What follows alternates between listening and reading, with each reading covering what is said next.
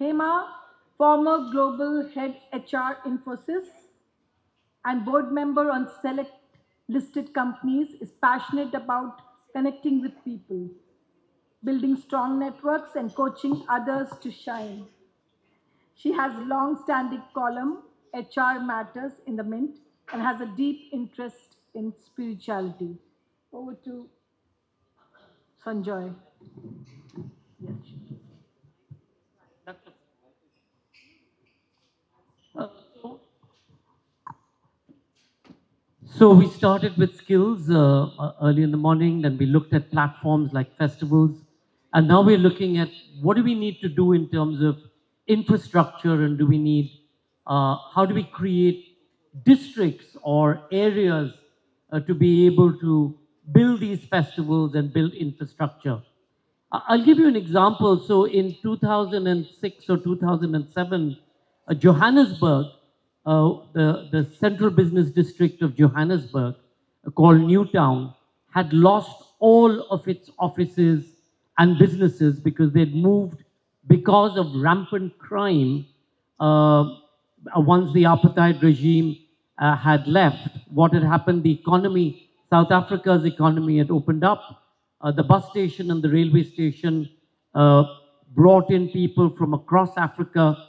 There was about 3 million handguns and weapons of some kind of destruction still amongst the population. So crime increased. The two banks that remained in Newtown was Santon and FNB. I mean, was FNB and Standard Bank. They went to the city and said, if you don't sort this out, we're going to move, in which case Newtown would have been completely destroyed. The city of Johannesburg reached out to our then Consul General, and who reached out to us. And we went down to understand what the problem was in Newtown. We realized that, the primary problem was this violence. And what we asked the government to do, or the city to do, we said, delineate an arts district in Newtown. And we said to the government that put in excellent lighting and good policing.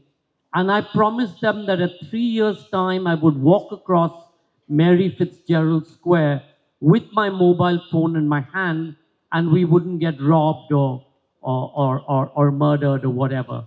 Today, Newtown is one of the most inspired new developments.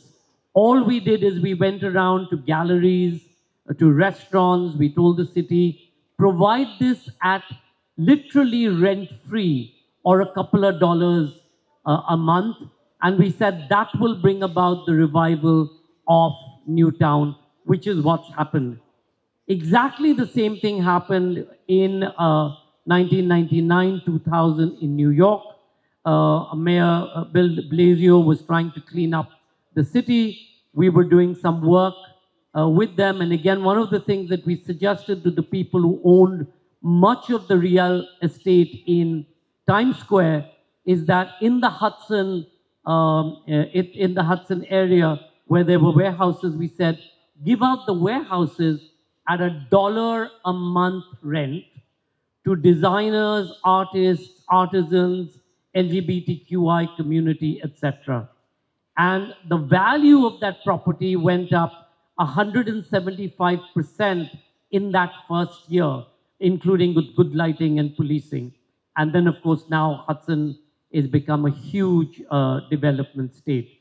So I'm absolutely delighted that we're going to end this with how do we build infrastructure, the need for infrastructure. Many of you asked, why doesn't corporates, why doesn't government put in money? How should we structure that? Subsidy is not necessarily the answer to everything, and can we find new models? So I'm going to start with Amit. Amit Gupta runs something called Stir and Vis-a-Vis.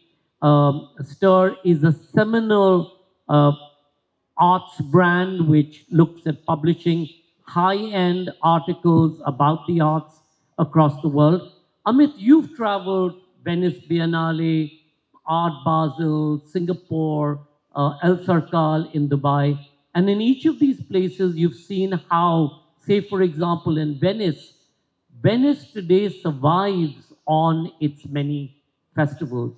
It's now looking at boycotting tourism, even as it's now boycotting Jeff Bezos' wedding. By the way, there was a big thunder shower today, so the wedding got wiped out. So the heading is Satan intervened and, sorry, God intervened and stopped Satan's wedding.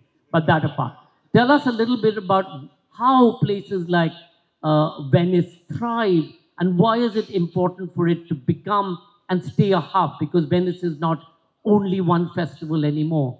It's festivals through the year. It's festivals that turn around year after year. Thank you, Sanjoy. Thank you, the Kerala Startup Mission and Vicky to call me and invite me for this. Just gonna, before I attempt to answer your question, Sanjoy, I just want to add a few more examples when you talk about New York meatpacking district. Soho. So the meatpacking district is sort of midtown New York, or between Midtown and Soho, and of course there's Broadway, West End, etc. Yeah. Now, I'm going to draw a parallel to centuries back. I mean, we all know Agora in Athens. It was a bazaar. It started as a space where centuries ago, architects, artists, designers can come and talk, sell, participate, authors, do their wares, and then trade came in. When the trade came in, the whole place, ultimately from architects' perspective, gave us Parthenon, correct? That's, so the creative economy in a district is as old as 14th century or 15th century. We have many examples even in India. Venice per se, what did Venice do? Venice only had water. They only had water for many years. Today, it was and Italy as a country survives on design. The economy is on design and architecture. That's how they moved. I mean, the whole global economy survives on design and architecture. Today, Venice has 9 festivals across the country, across the city. But more than just Arsenale or Giardini or few Plaza Bambos and few Plaza Moras, all the destinations which are there in Venice. You know what Venice survives? Venice survives because of the streets. Venice survives because of those restaurants and bars on the street. Venice survives because events happening on the boat while there is event happening in Arsenale and Giardini. 700,000 visitors visit Venice only on the opening week of Biennale, Art Biennale and Architecture Biennale. And then multiple goes throughout 8 weeks. But is Venice a case study today to be followed? In my mind, it's a dying case study anymore. People don't want tourism, it's sinking by centimeters every day, every year. But it is a classic example which they've given to people like us that can we create a new Venice? Can we create a Venice of an East? And I was talking to Vikas in the flight. People are not doing Venice anymore. Countries are backing out, you know. India never was. India tried to create a pavilion there. They can't, they couldn't. They don't need to anymore, in my mind. In fact, we should be thinking of either turning a Jaisalmer or Kerala or Goa or any destinations on the hills to turn them into the Venice of the country, where we can invite Germany and US and France and Netherlands to create their pavilions if they have money. They don't have, but we have enough and more countries in Asia Pacific who have money, and this can happen here. So Venice is beautiful, but it's lives its life in my mind. Um, even the people going to these festivals are on a decline. Um, they don't want people to come in there anymore. There's lack of infrastructure shouting on your face today, even in Venice. So yes, classy example, but I think we all need to build Venice here. It's India. China is already doing it. China is doing 8 design districts in next 10 years, and 8 design districts bigger than what Venice can even think of. While we have enough and more land here, we have enough and more talent here, and we have enough and more guts here to do it. We just have to, I mean, There was a government official, very, very senior person, don't want to name her. I said, what do you want to do? I said, मुझे एक गांव दे दो. कहीं भी दे दो, एक गांव दे दो. That's all we need. We need land. You know. So, just for reference, what he's talking about, China is investing $200 billion over the next 10 years into China's arts economy to build the Greater Bay Area arts centers in and around Hong Kong. And their idea is that the world doesn't trust China, but if the entry happens through Hong Kong and they understand China's culture, they will then buy into the idea of China. That's the strategy over 10 years, and it's 200 billion. But the To- world trusts India. The adaptation of West to India is much bigger and Of course, can be much of course, faster of course. than in China. Except that we don't have the strategy of 200 billion. Tony, Indian architectural design has always looked at a common space, whether it's in a house or the angan or the courtyard, a common space to come together, to worship, etc. Every village has had town square or the village square where you come together for celebrations, for conversations, be it the well, given the caste divide, etc. And yet today, when it comes to large-scale projects or building projects, we've moved away from that. We've moved away from creating spaces where you can collect and come together to celebrate, to discuss, to debate. What do we need to do in terms of just architectural planning, both at the town level, but also at the house level to bring back the sense of a common space? I think we were in a developing phase, and initially the buildings which had happened, I would say, had these issues. But now, when you see the new projects which are happening around in India, they have realized this problem, and you would see the newer developments are having those public spaces, and I think people have understood the importance of public space. But I think where we need to intervene more is in the urban scale, in the urban design scale, where our cities are, I mean, we have not taken care of the urban scape at all. I mean, it is not walkable streets. We don't have proper parks. We don't have, I mean, that's an area which needs a lot of focus. In terms of the architecture, I think that realization has happened, and we have become a little more wealthy enough. And I think even the clients who have come to me, now the first thing they talk about is how to make the whole development more livable and more active. So that change is slowly happening, I think. But the cities still remain the same, I think, totally messed up. And similarly, say, for example, when you came into this hotel, we were looking at the roof at the foyer. It immediately places you in Kerala, not necessarily this convention center.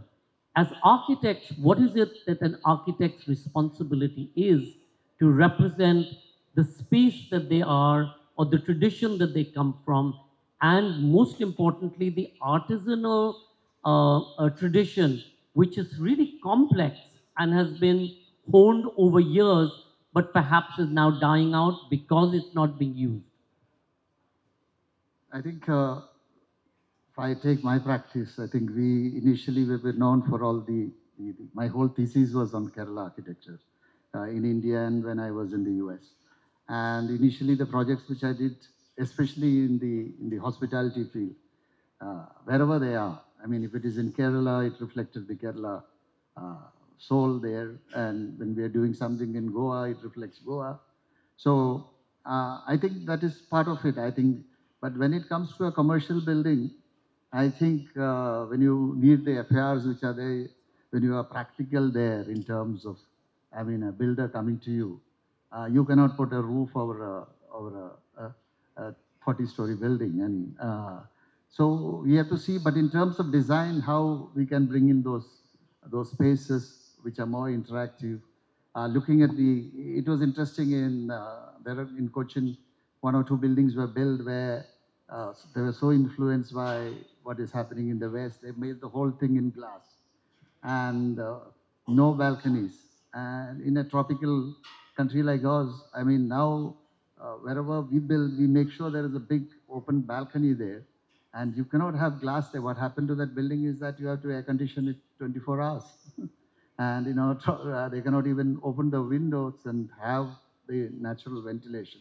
So these are the things which we should look contextually in terms of where you are building it. And I mean, know the lifestyle of the people, know And the climate. understand the climate Yeah, in way yeah, of placing it. Also, the Royal Opera House was sort of stood disused and crumbling for everybody knew Royal Opera House as a bus stand. Nobody knew that the Royal Opera House was there. After its restoration, what has been the impact in and around the Royal Opera House, reviving restaurants, areas, people, and bringing back people into a very busy neighborhood, which otherwise did not bring those kinds of people back in? Thank you, Sanjoy. I'm just going to add to what these two guys said. I lived in New York for 16 years, and another area which we didn't talk about was the Upper West Side, or I used to call it the Upper White Side. And I witnessed now Trump Towers being built there. But what he did, and it was not his doing, it was mandated, he built a promenade, he built an amphitheater, he built open spaces as part of the construction. And the other thing they do very well in New York is they have the low-income housing out there also. So very often buildings are built 20 floors of the low-income housing, over that are the richy riches, and they have a different entrance. So there are ways one can, balance the two and get art spaces into constructions and also not alienate the population who's lived there for forever, which is what is happening now in Bombay. But to add to the Opera House, yes, the Opera House was closed for 25 years. It had its glory for being a performing arts venue and a very, very successful movie theater. Now, obviously, it went through its conservation, which took 8 years, which built. So the idea of building, I think it's heritage-led a rejuvenation of a neighborhood. So what it did was, I mean, I remember the first week when the Opera House opened, I took a cab and I said, take me to Opera House. So he said, where? I said, Opera House. So it was known by Opera House, but nobody even knew that building existed. And the due course of, and then now it's been 8 years, and you've seen a series of restaurants open. You've seen the neighborhood, the old dilapidated buildings across the neighborhood having a facelift. I mean, and they've also gone through iterations. There was a lovely all-vegetarian restaurant, and then became a chroma kind of a place. But there are three parts to what the Opera House did. One is creative economy, the artists. So not only the people performing on the stage, but also the lighting people, the sound people. They all got revenue, which they didn't exist was another revenue, and also you had the NCPA, you had Prithvi Theatres. There was nothing really in between, and that's what Opera House built. The second thing is also the panwala, the cigarette wala, your taxi guy, all the smaller, people started benefiting. Old dilapidated Irani cafes, which I know we're going to talk about a book about it, that were in the neighborhood, started like creating business, and people would come there and eat their bun maska before coming to the Opera House. And also it became a tourist destination. We have so many walks that come there, and it's also brought in India into, or Bombay into this whole realm. I mean, we call it the Bombay's cultural crown jewel. And it's a lot of effort and thinking that's gone into doing it. But yeah, it's been quite successful. There are numbers I can share. At some Hema, point. thinking and effort that goes into doing stuff. Look at the world today. Look at corporate world today. In the earlier days, you very rarely had the big giants, the leaders, the Tatas, etc., looking at common spaces. Well, then you have the tech companies coming in, the Infosys, the Apples, the Amazons, whose campuses primarily cater to trying to keep people within the campus, trying to give them a particular quality of life, and ensuring that convening and gathering and celebrations try and happen in and around each of these campuses, whether it's Cupertino or in Bangalore. As former HR head of Infosys in its early years, and all the work that you're now doing both, what's the responsibility of corporates looking at spaces or re-looking at spaces and the way it's used?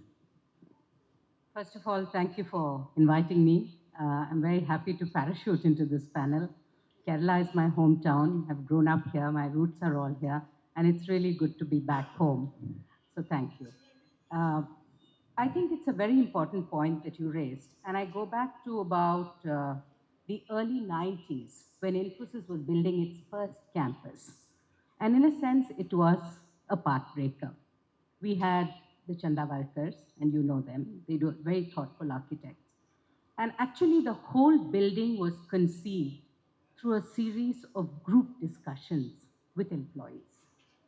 And through these group discussions, we decided how the workspaces would emerge, how the module leaders and the project leaders' offices would emerge, and how we would use the extra space that we had for various activities. And the important thing was we thought, people would want tennis or they would want squash. They wanted a place for community games like basketball and throwball and football. So the space design is a very important part, and I think companies would do well to include their constituents if they have campuses when they are designing this. Similarly, the amphitheater. I think it's a very, very important piece. And a lot of history walked through the amphitheater of Infosys. And there was a time, I think in the early 2000s, when global leaders would first visit Bangalore and then go to Delhi. And I remember Vajpayee coming and saying that in Allahabad, there is Ganga and Jamuna ka Milan, but in Infosys, there is Lakshmi and Saraswati ka Milan. And I thought that was a beautiful statement that he made. So we had the opportunity to host leaders like Bill Gates, we had Tony Blair, we had Schroeder from Germany, and also when they hosted and they understood the industry, the problems of the industry, they went back and made policy changes. For example, Germany gave a 5-year work permit very easily, which made it very easy for Indian business to do work with Germany. So I think space is very important. But I also sit on CSR committees. And I see the challenge that CSR committees have with the budget that they have and how they want to spend it. So how do, in the previous panel we discussed this, how do actually arts, design, and more importantly, the cultural, space really go and demand that extra share? I think industry is paranoid about business benefit. You have to put out the business benefit of any program. Diversity or inclusion was just a nice to do thing until one you really went out and said, you get 50% more talent if you do gender diversity. You meet certain mandates if it's required. You can bring in so much lateral thinking. And the moment that happened, until recently, of course, when Trump has kind of derailed it a bit, every company had a very senior chief diversity officer. Similarly, today they have chief culture officers, but I would say take it a step further and have a chief cultural officer. And to have that, the business benefit has to be driven.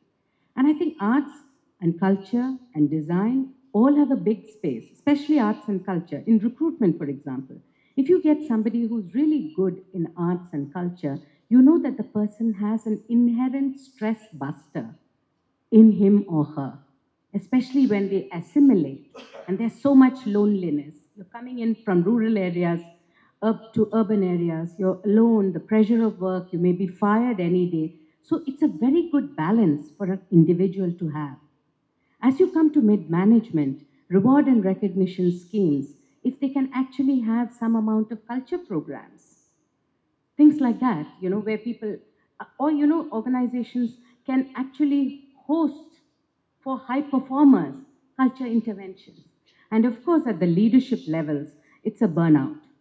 If you have to get there, you're not running a sprint, you're running a marathon. You want people to be able to do something else, whether it's design, art, culture, music, painting, anything, and then come back on the weekday again refreshed. So business benefits are huge, but if you can just turn around and say these are the benefits, attrition will reduce, your families will want you to stay in the same place, you'll have refreshed employees. Cross-cultural programs, we all have cross-cultural programs when we sent especially the startup industry, the first software engineers overseas. We teach them how to eat like the West. We teach them how to dress like the West. We teach them even some of the political and social issues and what are the do's and don'ts in communication. We never teach them about the culture, the music, the art of that specific space. If you could get into the training curriculum of companies doing that, when you discuss with senior leaders there, you don't say, hi, how's it going, how's the weather, and go straight to the topic. You have something else to discuss. You make whole leaders. I think so. If you can just do that, there's a great space. Tony, Hema was talking about leveraging business, and that has to be at the heart of it. Look at any kind of today space, say schools or educational institutions. These spaces can be created as mixed use spaces because sometimes schools have day school and then the rest of the time the schools aren't used. Look at malls, for example, more and more, and this is something I predicted, I think, 15 years ago to Xander and virtual reality, saying that you're building a mall is going to die because people are going to go online and shop. You're not going to be able to bring in there. In all of this, it always came down to if we make this a theater or a space for the arts, the realization from the per square foot of rental that we get, it does not make sense. But can we look at repurposing? Can we look at multiple uses of these public spaces? When we talk about repurposing, it is interesting. Today we have a concept of being eco-friendly and using mud and temporary materials, which we do a lot. Sometimes we need to think about it. Is that being eco-friendly? If you look at some of the European cities, uh, they have been repurposed for various uses, but it has been there for, the buildings have been there for 100, 200 years. So is that more environmentally friendly than these temporary structures which we do? So that's a question which needs to be asked. So are those permanent solid buildings more environmentally friendly than what we believe are these semi-permanent materials? We see a lot of those materials being used now and being talked about as something very eco-friendly, and a lot of those buildings won't even last 30, 40 years. So that is a question. So repurposing happens. For me, some of the most beautiful buildings which we have done are repurposed buildings. I mean, just next to this, there was an old school which we have, it's just 100 meters, 200 meters from here. We have done this building, this work, but then we have just repurposed a school building into a diagnostic center, which I would say is one of the most beautiful buildings which we have done. I think it was a school. Now it's a diagnostic center. So buildings, I mean, when situations arise, I think that will happen. And I think when we talk about the design districts, it is essentially about taking a part of the city, not losing the architectural, of it. yeah, and repurposing them. So, and that has been successful in Cochin. I think we were conducting the Biennale, which with many of the buildings which were warehouses and offices and other things, and we are creating a what we call a design district there. To a large extent, it has been successful, but recently one of the buildings have been taken over by where the Biennale happened. Part of it has been taken by the government to put I think, Navy building there. Anyway, the same thing is happening in Calicut. We have a Gujarati street, which is a whole part of the city. And a lot of repurposing is happening there. And various, a lot of them have been converted, these homes and offices. There were homes and offices by the Gujarati community that is being converted into small cafes and offices and design spaces, antique shops and other things. So it's interesting to see how those repurposing is happening there and how those city somehow able to retain some of the character there, somewhere where people can see what the city was all about. Like Gaul, for example. Gaul is completely repurposed. I mean, the old city of Gaul is now primarily a design district. which is beautiful. Amit, NCPA, for example, vast space, many theaters, large complex, in the heart, what used to be the heart of Bombay, now, of course, extreme South Bombay. You did a takeover for ADFF on that. Do you feel that spaces like that are vital today for every city and every town? And if so, why? 300%. I mean, today there's a dire need for a concentrated hubs within the city or on the perimeters of the city where one can do an activation from creative perspective, where we can talk about creating a mini districts or districts. I mean, and every city in the world has done. Milan also has a Barrera design district. Milan also has una tortona. Today we were doing architecture and design film festival. We realized that in the architecture and design community, whatever was happening till now was pure trade fairs. Tony would second that there were only trade fairs. Furniture manufacturers, wallpaper manufacturers, flooring manufacturers are participating in creating. And they used to go to a space like NSIC ground or Goregaon or Geo Gardens, and they were just doing trade fairs. There was not a single initiative in the architecture and design world where you can have meaningful dialogues, you can have knowledge creation and dissemination, and disrupt the format of knowledge creation dissemination. And so that's how we thought of cinema as one way, architecture and design films as one medium. We added various tenets to it. We added something called LOGE program, LOGUE, which was all about public program and having dialogues and discourses and probe questions and and probe thinking. Then we added pavilions where we invited architects and designers to actually create and talk about materiality and what the built environment of the future could be. Now, when we were looking at all these tenets and we said, where do we do these? And we looked at places in Delhi, we looked at places in Bombay. Is there a destination where I can get 3 amphitheaters or 3 auditoriums, 1 amphitheater, 3, 4 gardens, a few indoor exhibition space, a few outdoor exhibition space? And trust me, besides NCP, I couldn't find any. You know, even the newest development in Bandra Kurla, the NMSC, is just one large 2,000 people hall. You have to cut it into 20 different things to have 30 film screenings or 50 plus talks. So today, if I have given an opportunity, this country needs at least 30 NCPAs, if not more. We don't have a single NCPA. What do we end up doing? We end up doing either taking huge pieces of land and converting them into temporary sheds, which is not scalable because you can't do that around the year. So yes, where do we, where can we disrupt the model of architecture, design, photography, cinema, and where it disrupts the model of dialogues and discourses? There is not a single destination but NCPA. Asad, disruption is the name of the game, but is there money in disruption? You're one of the few arts managers today who've been very successful running Avid Learning as well as the Royal Opera House. Do these pay back, and do you make a decent living? The truth, not really. See, running a theater, I mean, he's talking about the NCPA. NCPA, there are different kinds of models of theaters. You know, Prithvi is a foundation, it's the best, you know, foundation.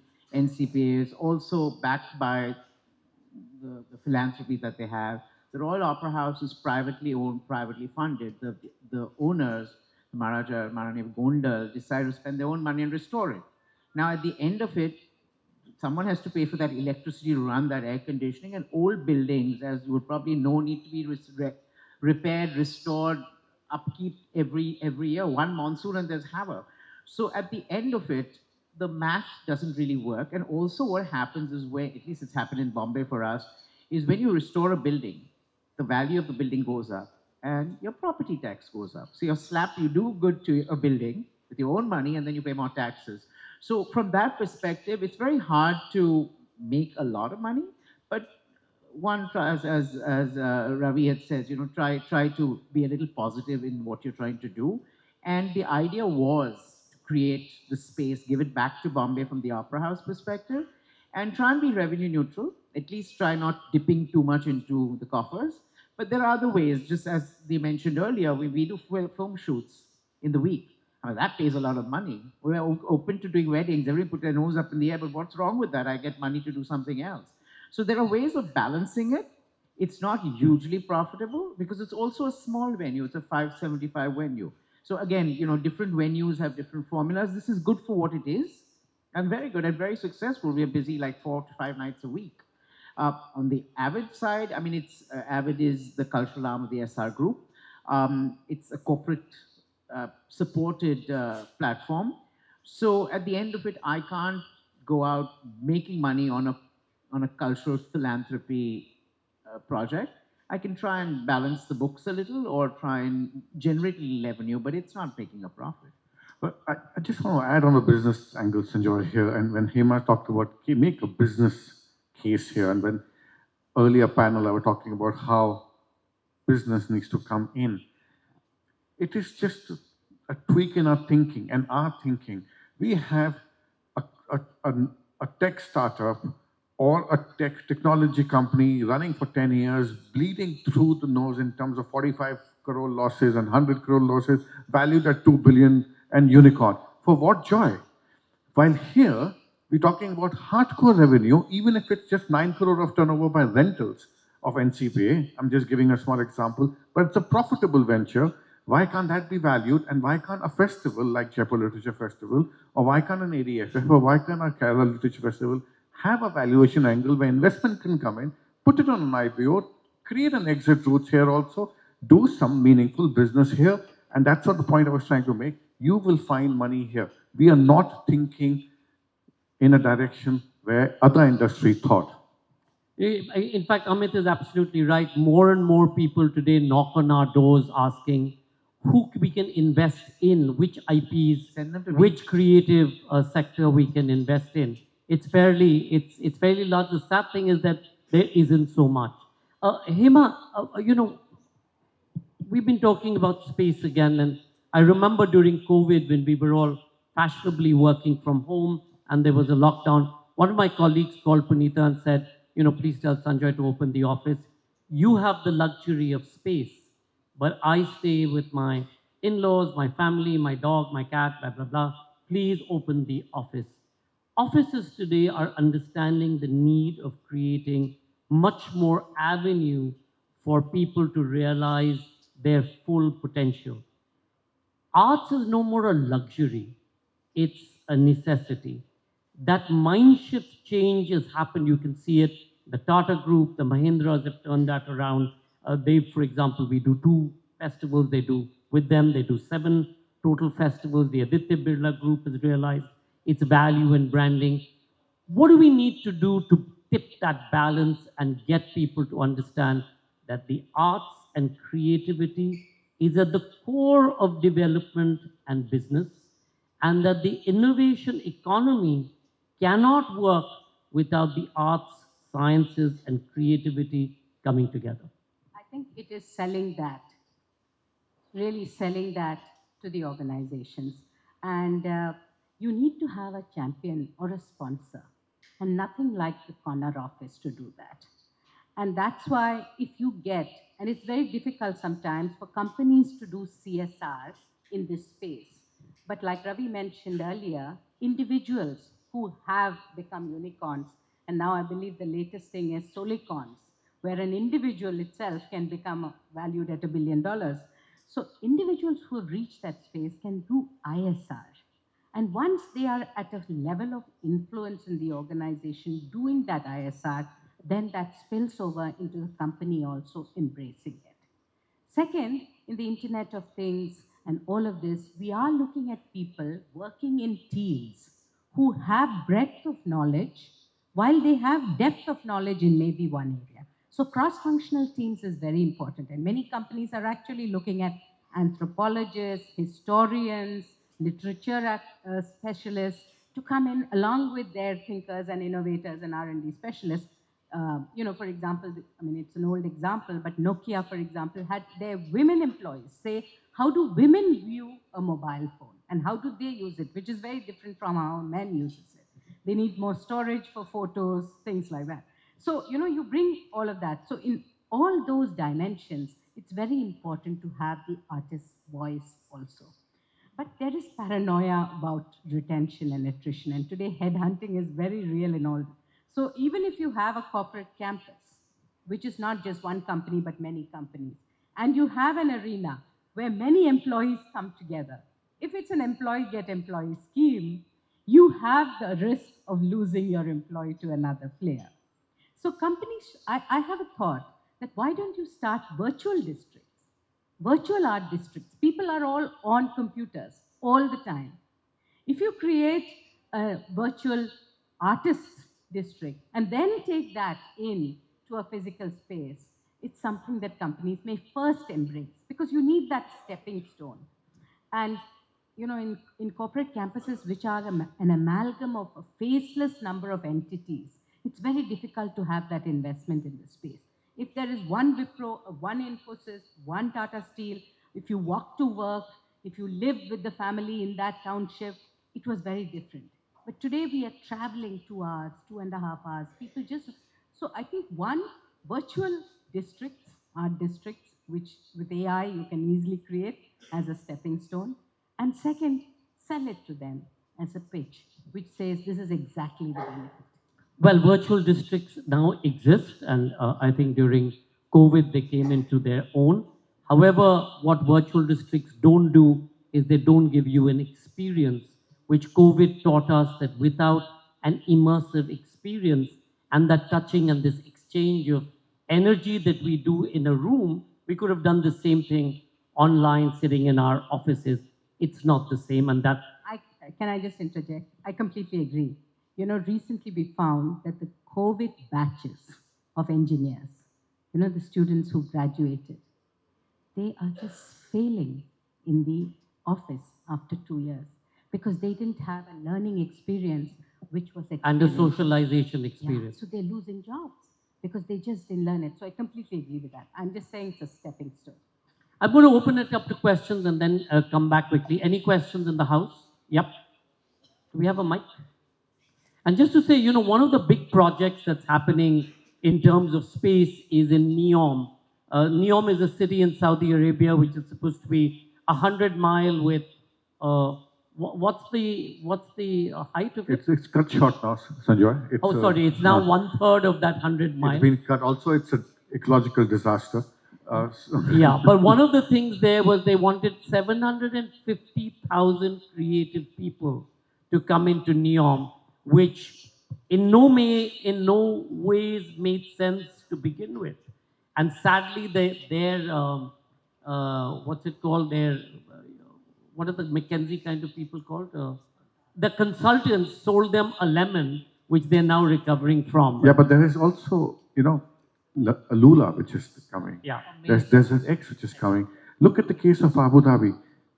They got the museum, but then they got institutions, they got real estate, they got hotels, they got residences, they got office campuses, and then they got Mixed use. Yeah, so Mixed purpose. that is what a district should be looking at, where creativity becomes a hub, and then you float around. I mean, let the question come in. I have to tell you something interesting. Thank you. My name is Aditya.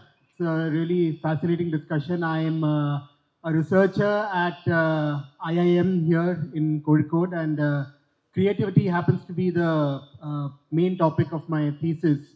And I also happen to be a theatre practitioner, so I was very happy that theatre came up quite prominently in this discussion. And I think it's a very exciting time, or there are a lot of good prospects for theatre in the coming years. One of the reasons being the movie industry, I think, is having its share of setbacks because of OTT, and people are using their judgment about going to theatres for watching movies. So I think live performances, theatre and live performances in general can take up part of the space that is being vacated by movies. So, but in order to do that, and I think it's it came up in the discussion. How do we, shall we say, propagate theatre as in stage, as a medium of storytelling and entertainment beyond the NCPAs and the opera houses and so on? Just hold on. So how do we propagate theatre? Any other questions? We'll take them in bundles. I'll come to the back in a second. So I'll keep it really short. You know, the whole discussion on art and culture, doesn't it look a little elitist? Because if you look at NCPAs, how many people have access to NCPA? Even experimental theatre, most people today can't afford it. So is it... Done. So is art elitist? At the back, the gentleman in the white... So remember, theatre, how do we promote theatre? Is the arts elitist? There was a mention about the city of Neom trying to attract 750,000 creative artists. So my question is... Creative sector people, not just artists. Creative sector people. So what I understand about creative people is that they are soulful. My question is, will a project like Neom, which is an ecological disaster, which in my opinion does not blend with creativity or soulfulness, can a project like Neom attract... Can a project like Neom attract people or attract creative people? Creative people. Soulful people. There was the gentleman in the black. Okay, good evening. My name is Yayati. So I just graduated from Symbiosis Pune, and I've had my college life experiencing a lot of art festivals, concerts, and everything. But unfortunately, everything happens in Mumbai, Pune, or Ahmedabad. So my question is, do you believe Kerala can come up as a future venue for... Can Kerala come up with the future venue? One last question here, right in front. You both. So 2 questions here.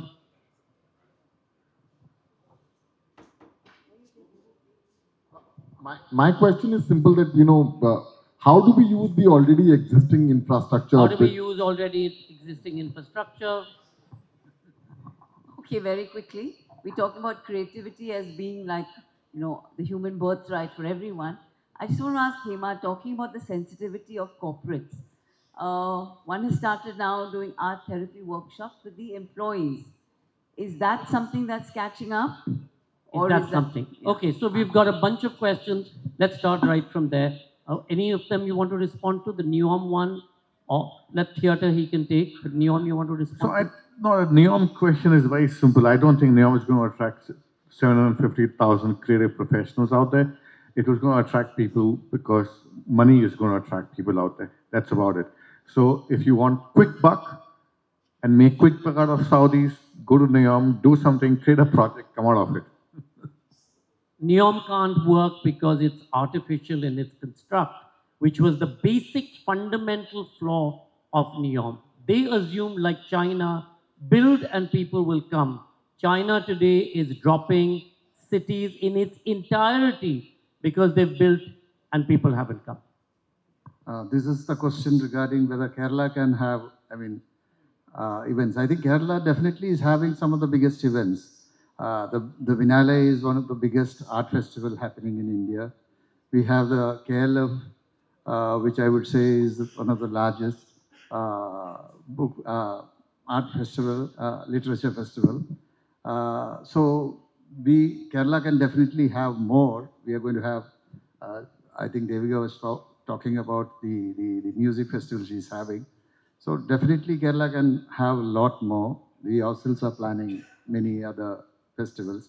I think in future we are going to see a lot of things happening in Kerala. We have an advantage that everybody in India wants to come to Kerala. I think we have been sold as God's own country. So everybody wants to visit the heavens. So we have a You also have the boat festival. You have your boat festival, your elephant festival. What is underutilized in Kerala is its rivers. There are no river festivals. There's no lighting festival. But most importantly in all of this, what you all have to figure out is how can every festival be ecologically conservative? How can you ensure that you're making sure that everything that you do is done respectfully, given that you are in God's own country? Asad. I'll start with the theatre part. In Bombay, we have the Kalagora Arts Festival, which just completed 25 years. I'm on the executive committee, and I've been working on it for 15 years. And this year, they had 2.2 million footfalls. It's across genres, and theatre is a very important one, and everything is free.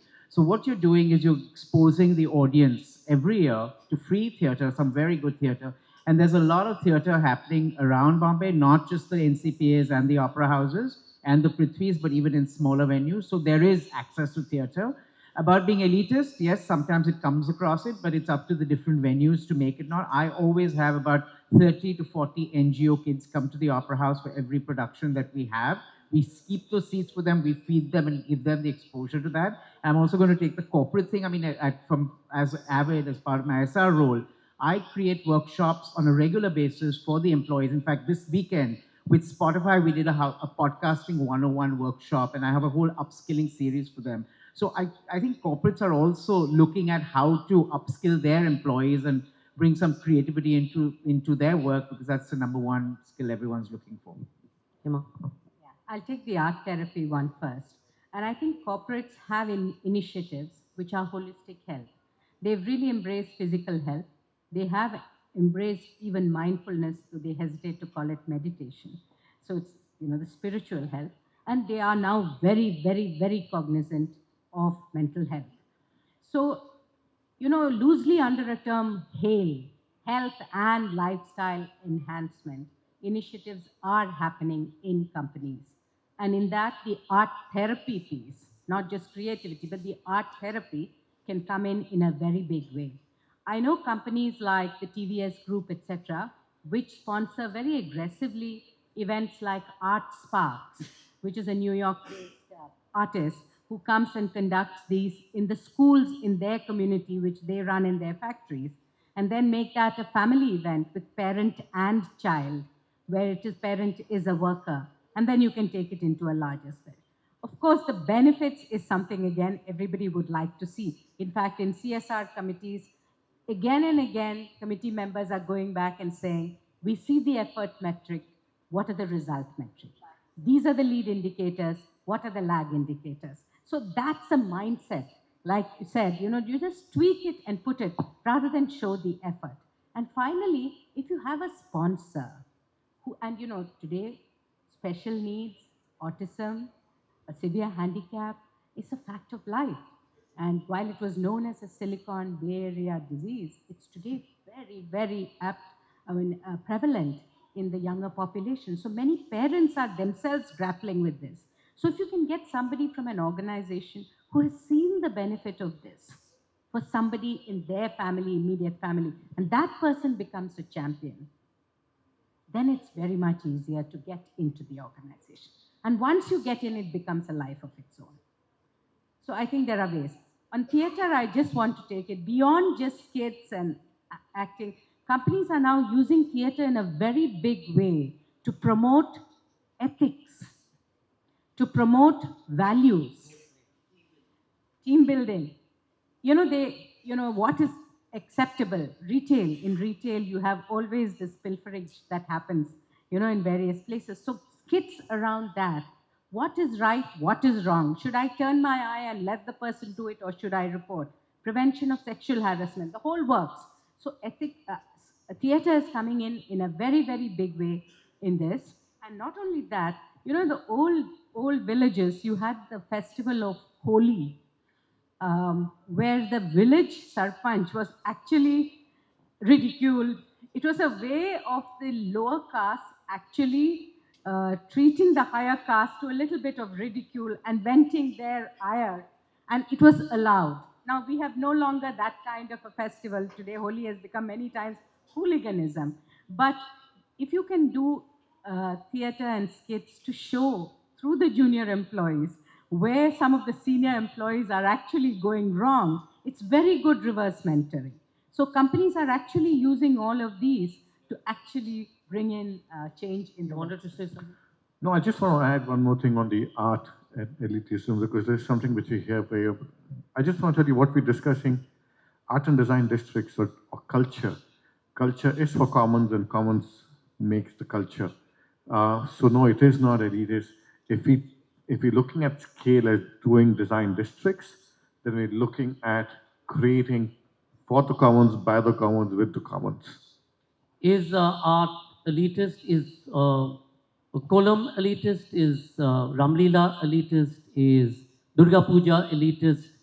Today, every aspect of what we do has some aspect of arts built into it. It is something, as I said in the morning today, it's the one thing that whether you're rich or poor, literate or illiterate, from cradle to grave, every Indian tells a story, sings a song, dances his traditional dance, paints his floor, feeds the gods, feeds the children. It's all part of that. There's nothing elitist. The way that it's presented, maybe, but then what is more elitist than this in today's world? So, on that happy note, thank you all so much.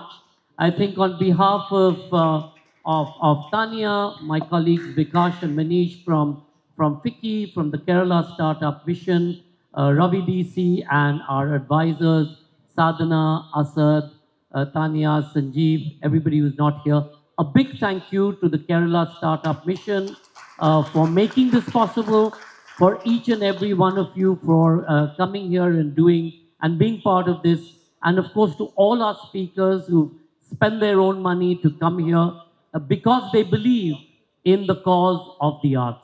Thank you all so much, and look forward to seeing whoever of you are staying back for the round table tomorrow. Back to you. May I request Sanjoy to give our panelists token of appreciation.